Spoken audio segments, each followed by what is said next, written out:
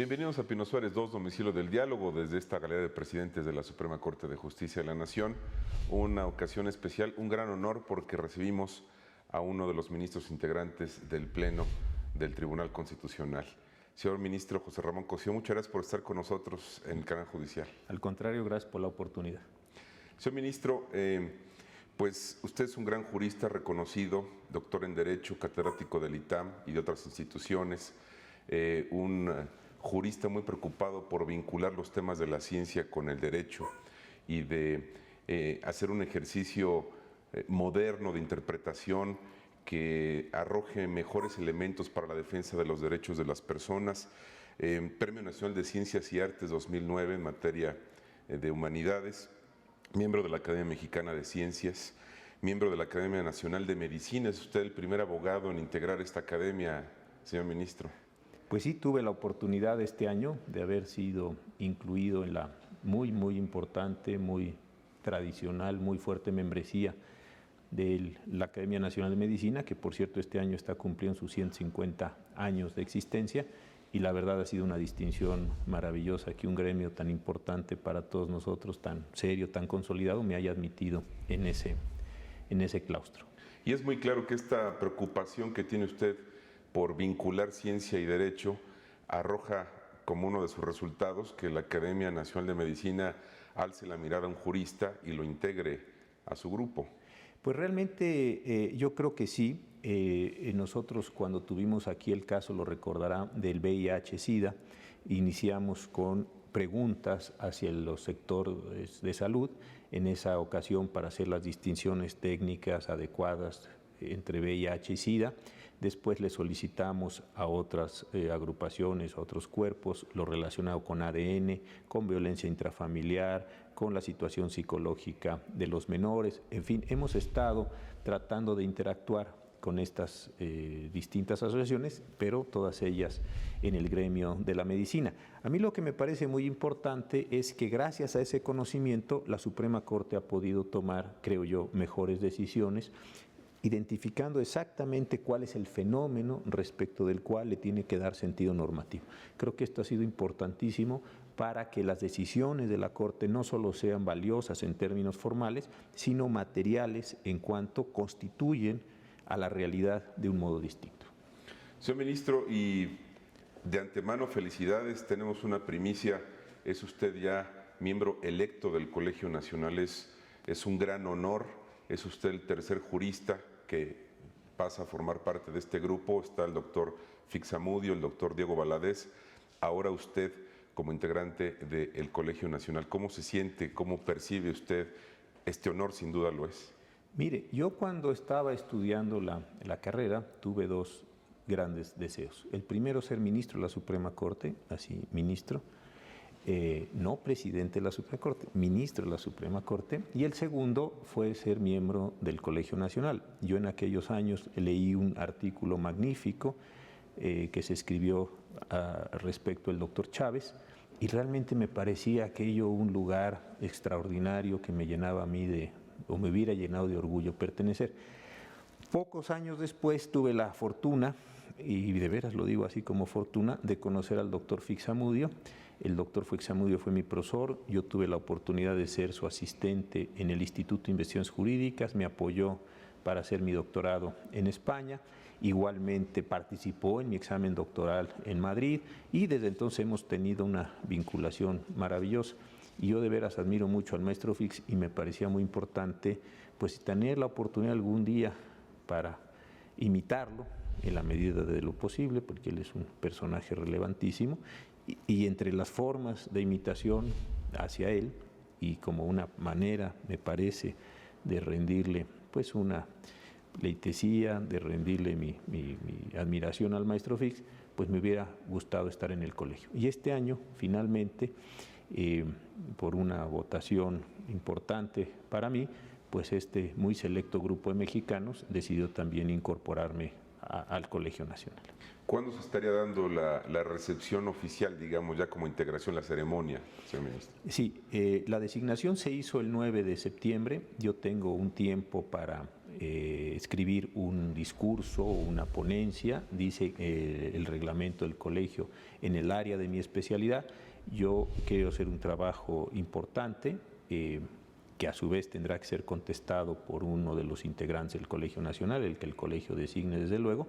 Entonces yo esperaría que a comienzos del año entrante, en febrero por allí, marzo a más tardar, tuviera yo ya la oportunidad de incorporarme al colegio y empezar a cumplir con todas las responsabilidades, que son muchas, como miembro del colegio, para estar ya en esa congregación trabajando pues ya como debe ser.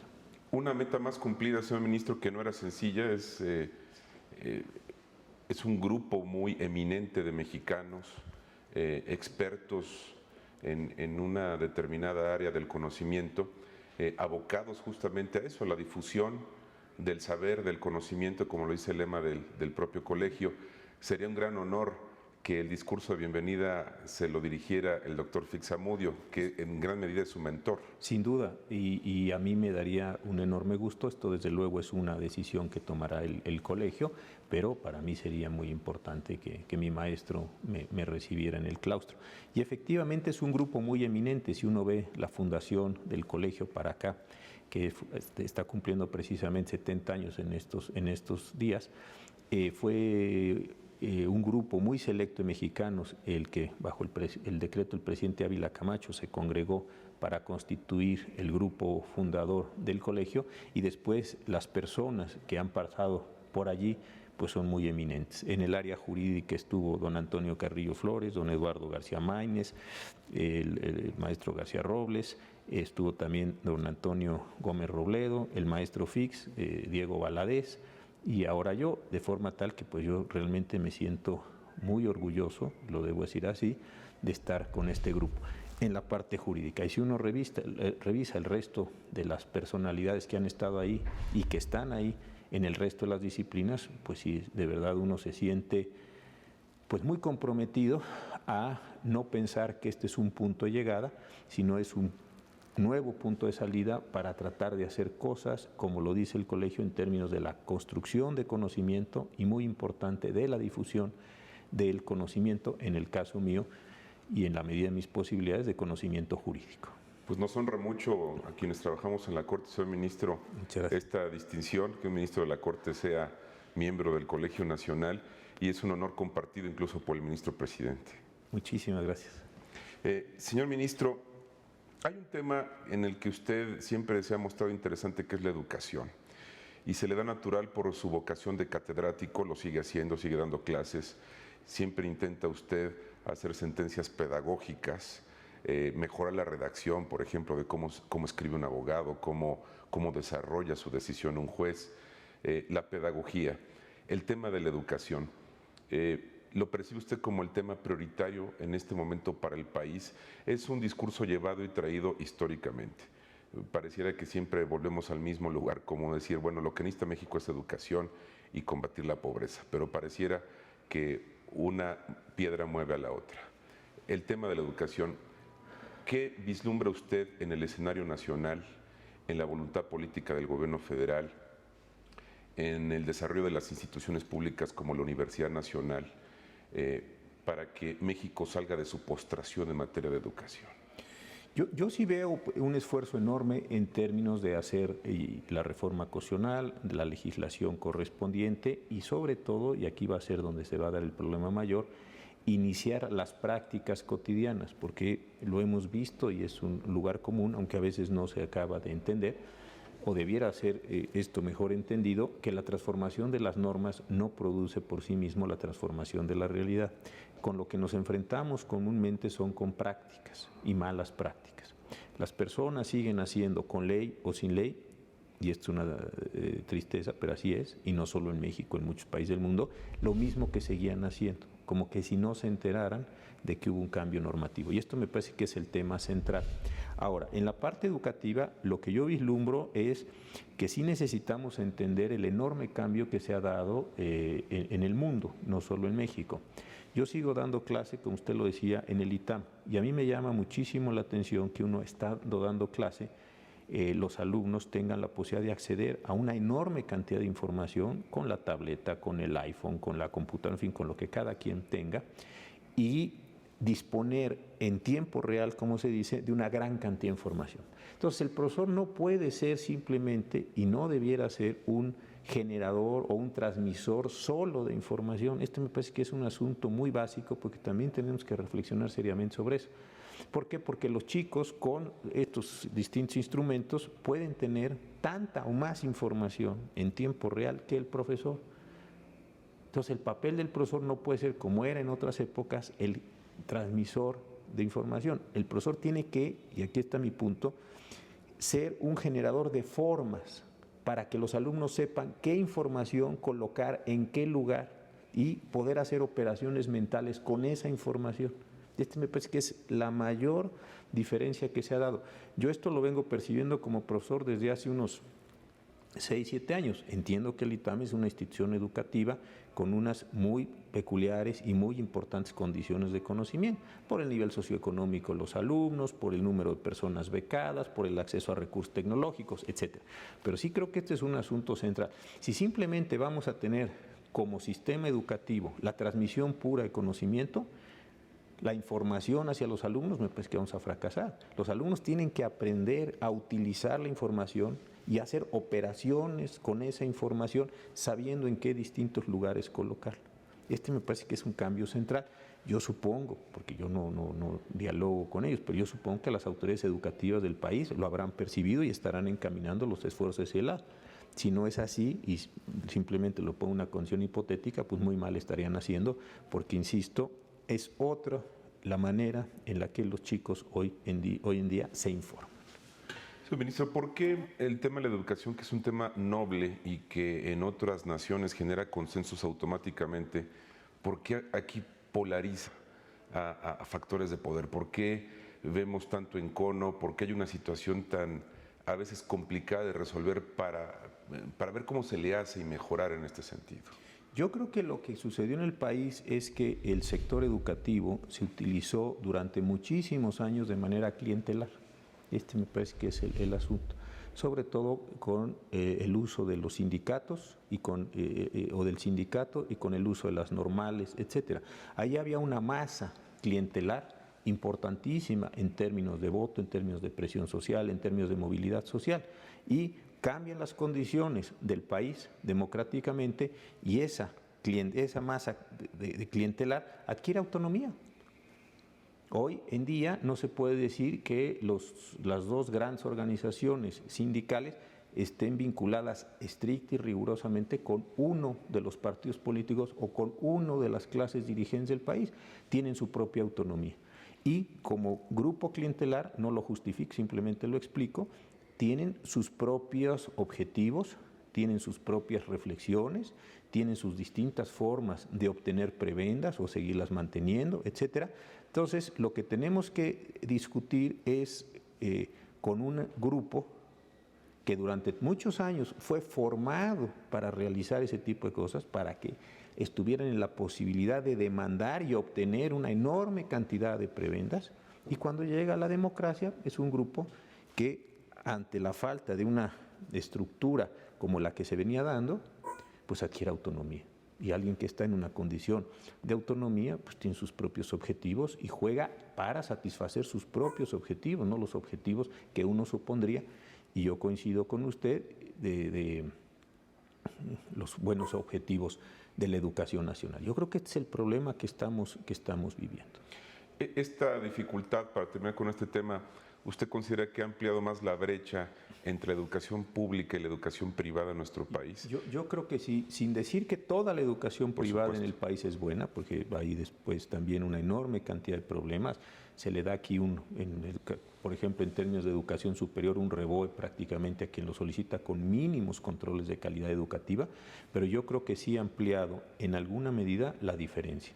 Y lo que me parece más lamentable de todo es que las personas que están en peor condiciones económicas o en general socioeconómicas en el país son las personas a las cuales se les va a afectar más con todos estos procesos, insisto, donde las agrupaciones de maestros juegan en su propia condición de autonomía y en su propia condición de autorrepresentación y de autogeneración de beneficios. Me parece que es un problema central. Es decir, los que están más lastimados socialmente con todos estos conflictos van a estar más lastimados socialmente dentro de los próximos años. La brecha, consecuentemente, se amplía. Señor ministro, hablando de temas de pedagogía y cambiando un poco de tema, estamos en cuenta regresiva para la implementación de la reforma al sistema penal.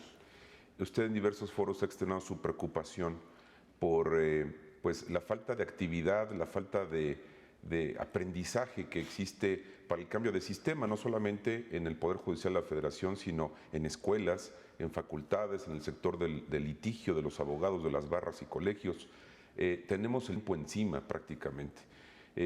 ¿Cómo vislumbra usted el panorama en este entorno, que es muy importante al contexto de la implementación de esta reforma?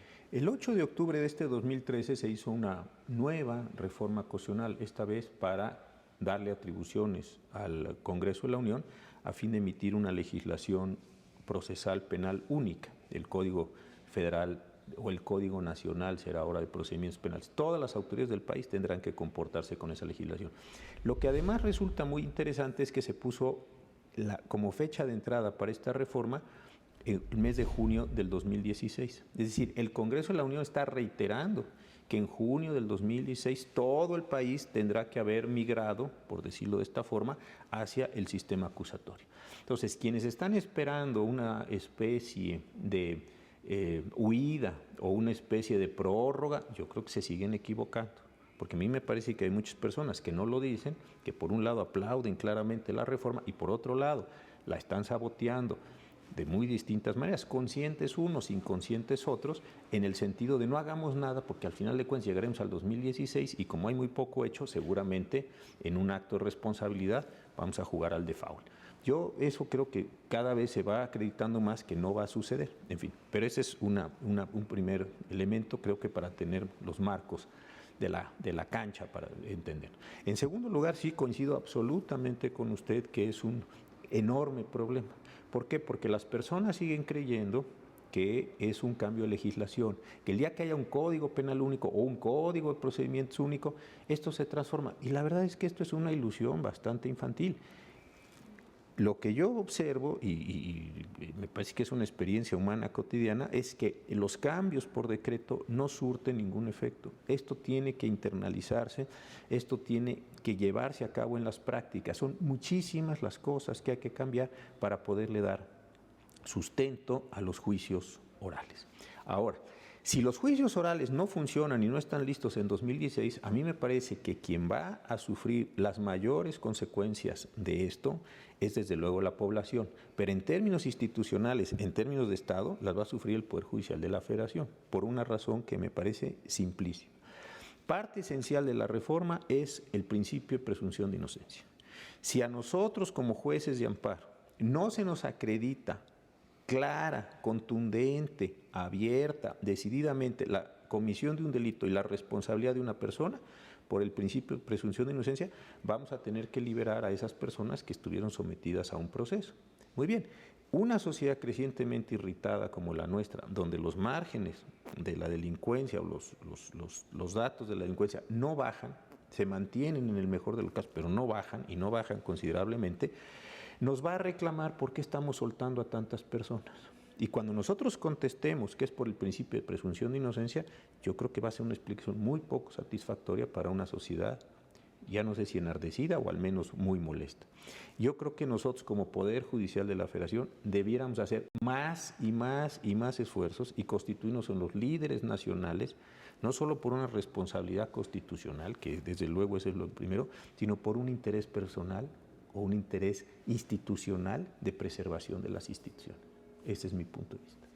Es complicado para un juzgador darle la cara a la sociedad en un contexto de esa naturaleza, señor ministro. Muy complicado. Y tenemos ejemplos durísimos de casos en los que probablemente en términos formales se hizo lo que se tenía que hacer, se liberó una persona, se le determinó que no tenía responsabilidad y la sociedad en su creencia sigue pensando que esa persona es responsable y sigue cuestionando fuertemente a las instituciones de justicia, no solo a la Suprema Corte, a muchos de nuestros tribunales o inclusive a tribunales de las entidades federativas. Entonces yo creo que este es un asunto de verdad que nos debiera preocupar muchísimo a todos, porque al final de cuentas, si no está bien hecha la reforma, funcionando bien, con defensores, con peritos, con ministerios públicos, con policías, etcétera, es una reforma que desde mi punto de vista puede afectar de manera muy considerable la legitimidad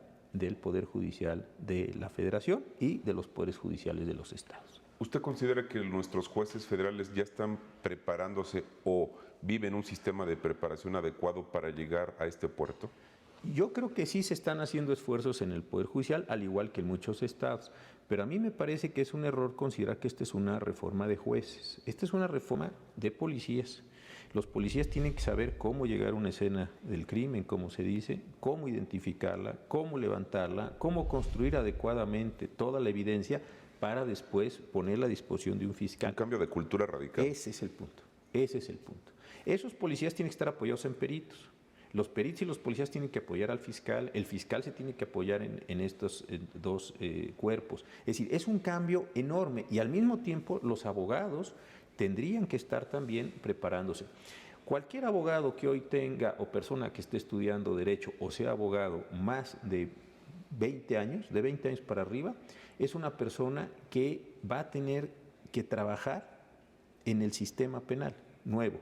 Y muy probablemente no tiene las habilidades, no quiero decir los conocimientos, porque los conocimientos son procesales y penales, etc. Las habilidades, la forma de prepararse en una sola audiencia, la forma de ofrecer su evidencia, en fin, su ejercicio retórico, son muchas cosas que hay que adquirir nuevas habilidades. En consecuencia, creo que toda la profesión, digamos, y los que están interesados en formar parte de los 20 años, de los 18 para arriba, es decir, todos tenemos que adquirir estas nuevas habilidades.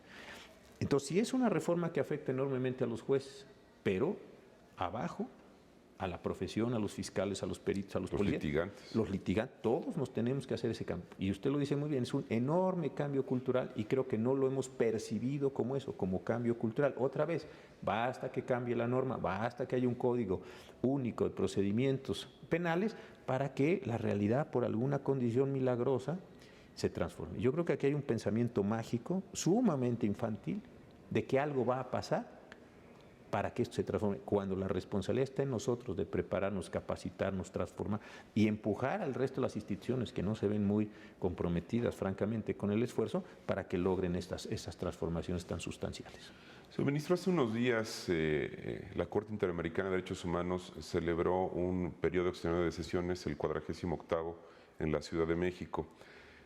Llamó la atención, sorprendió, que más de 7,000 jóvenes acudieron a ver cómo sesionaba la Corte Interamericana, en un ejercicio de oralidad, admirable sin duda, y para quienes somos abogados o para quienes interesan en estos temas, y también para público que no es especialista, llama la atención o genera esperanza ver cómo el juez togado escucha a las partes directamente, da la cara, interviene, da la palabra, hace observaciones en un proceso que sin duda genera esperanza y sobre todo mayor certeza para recibir justicia. ¿Cuál sería su reflexión en este sentido? Yo, desde luego, estoy completamente de acuerdo con la percepción que usted tiene. Yo creo que efectivamente las personas acuden para ver cómo se produce el derecho, cómo se actualiza, cómo se realiza. Esto me parece muy importante. Creo que va a generar, y qué bueno, enormes expectativas. Yo creo que el Estado mexicano, y esto es una predicción simplemente de lo que observo, creo que el Estado mexicano va a enfrentar muchos más procesos en Costa Rica, primero en Washington en la Comisión y luego en Costa Rica en la Corte. ¿Por qué? Porque estas visitas, que son muy importantes, la segunda que hace la Corte Interamericana, pues lo van a mostrar a muchas personas la posibilidad de un tribunal adicional para ir a demandar al Estado mexicano. en términos de derechos humanos, con lo cual se irá construyendo también una jurisprudencia. Yo creo que todo eso es extremadamente importante.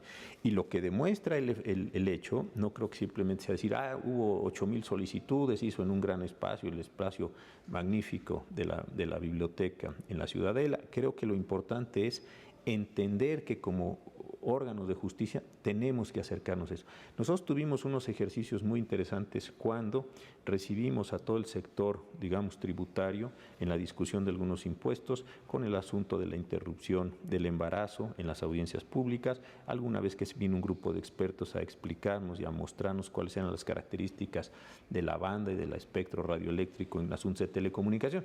Yo creo que esto demuestra que la Suprema Corte en particular y el resto de los tribunales del país en general debieran cambiar otra vez algunas de sus prácticas para lograr ese contacto. Es cierto que la Suprema Corte de México ha hecho un esfuerzo enorme, pues está la existencia de este mismo canal que tiene como elemento central la transmisión de las sesiones del Pleno, en el horario donde se está realizando y una repetición en la noche. Yo creo que eso es espléndido. Tenemos las versiones taquigráficas a las 5:30, 6 de la tarde todos los días de lo que se discutió. Yo creo que son esfuerzos enormes, pero creo que hay otro componente con el cual nos debiéramos enfrentar, que es la posibilidad de que las partes participen en las propias audiencias, como ya lo hemos hecho en otras ocasiones, y creo que esto vale mucho la pena que quede en la reflexión como una enseñanza de esta magnífica asistencia y de este magnífico evento que tuvo aquí en la Corte Interamericana. En un ejercicio de autocrítica, señor ministro, ¿usted observa que en la sociedad los mexicanos siguen percibiendo distantes a sus jueces, a los ministros de la Corte? ¿Se ha reducido esa brecha, esa distancia? ¿Ha habido esfuerzos, usted los comenta y son ciertos, son tangibles, pero pareciera que al final del día en la calle se sigue percibiendo alguna lejanía? Sí, yo creo que ahí hay dos factores, o se me ocurren dos a la pregunta. El primero es que me parece que nuestras sentencias en general siguen siendo sentencias muy difíciles de leer. Siguen siendo sentencias... Para especialistas. Es para especialistas. Siguen siendo sentencias muy largas, siguen estando llenas de transcripciones. La verdad, son sentencias de difícil comprensión. Es cierto que hay algunos esfuerzos específicos de reducción, de síntesis, de mejor estructuración de los casos. Eso yo creo que ahí seguimos teniendo un problema enorme en ese caso. Y en segundo lugar, yo sí creo que hay un problema que no depende solo de la Corte, sino depende en buena medida de los académicos, porque en muchas ocasiones los académicos que comentan nuestras decisiones no han leído las sentencias y no son capaces, con toda franqueza lo digo, de transmitir la determinación de la sentencia. Adoptan un punto de vista bastante común en el sentido de ganó o perdió la posición. Pero pues esto no es una pelea de box, ni son partidos de fútbol, no importa. Juicios paralelos, además. Y además juicios paralelos, y en muchas ocasiones uno lee los artículos que se escriben, muy pocos, por cierto, pero los que escriben sin ningún conocimiento de la gente porque no la ha leído. Entonces yo creo que ahí hay una frivolidad en una parte importante de la profesión y un descuido muy importante hacia la Suprema Corte. Yo creo que si la Suprema Corte de Justicia es un órgano que toma decisiones tan importantes para la sociedad y que está determinando una enorme cantidad de cosas, déjeme decirlo así de genérico, respecto a la sociedad, pues la sociedad debiera ocuparse mucho más. Creo que los medios debieran seguir manteniendo este esfuerzo que se dio hace algunos años de especializar a su fuente, de entrenar más a su fuente, de exigir una mejor comunicación, pero transmitir el contenido de la sentencia, no la opinión que uno tiene sobre el punto último de la decisión. Ganaron los que estaban a favor del aborto. Eso no explica nada absolutamente en términos sociales, no ayuda a construir una cultura, vamos a decir, democrática en el país. Entonces creo que sí hay varias cosas que hacer en distintos sectores, pero yendo al punto que usted plantea muy finamente, yo creo que seguimos estando muy alejados de nuestra sociedad, con toda franqueza. Y sin embargo, finalmente lo digo, usted es el único ministro que tiene, por ejemplo, cuenta de Twitter con más de 31,000 seguidores. Y yo observo sus comentarios siempre pedagógicos en alcance de tratar de explicar con claridad qué resuelve la Corte, entre otras cosas, ¿no? Yo creo que cuando nos critican a nosotros en términos jurídicos son críticas muy importantes. una sentencia que se analiza con cuidado, que se demuestra dónde están sus errores, sus equivocaciones, o donde uno opina, esto me parece que ayuda a construir un diálogo. Cuando simple y sencillamente se ponen calificativos bastante generales respecto a nosotros, que si el ministro tal es de tal o cual tendencia ideológica, esto me parece, de verdad lo digo, sumamente trivial. Es como estar tratando de construir simplemente clientelas, otra vez en un sentido judicial. Entonces no le encuentro mucho sentido a esto. Creo que sí hace falta un ejercicio mucho más profundo de reflexión sobre lo decidido, sobre sus implicaciones. Claro, esto requiere mucho trabajo, porque hay que leer la sentencia, hay que leer las participaciones, hay que saber del tema que se está discutiendo, hay que atreverse a dar un comentario técnico. Y esto lo digo también en términos de los medios. Me parece que también debiéramos o debieran trascender más hacia la discusión. Se me va a decir que eso no es muy bueno en términos de la propia operación de los medios. Bueno, pero también me parece que los medios no solo están para reflejar lo que acontece, sino también para, en el término pedagógico, crear una cultura democrática que nos está haciendo enorme falta en el país. Señor ministro, se nos ha ido media hora muy rápido. Le agradezco mucho estos minutos para el canal. Sé que está usted muy ocupado, ministro de la Corte, y reitero, lo felicitamos y nos sentimos honrados por la distinción de integrar el Colegio Nacional. Muchas felicidades, señor ministro. Al contrario, muchísimas gracias por la oportunidad. También le agradezco a usted el favor de su atención a Pino Suárez. Yo lo invito a que siga en el canal judicial. Muchas gracias.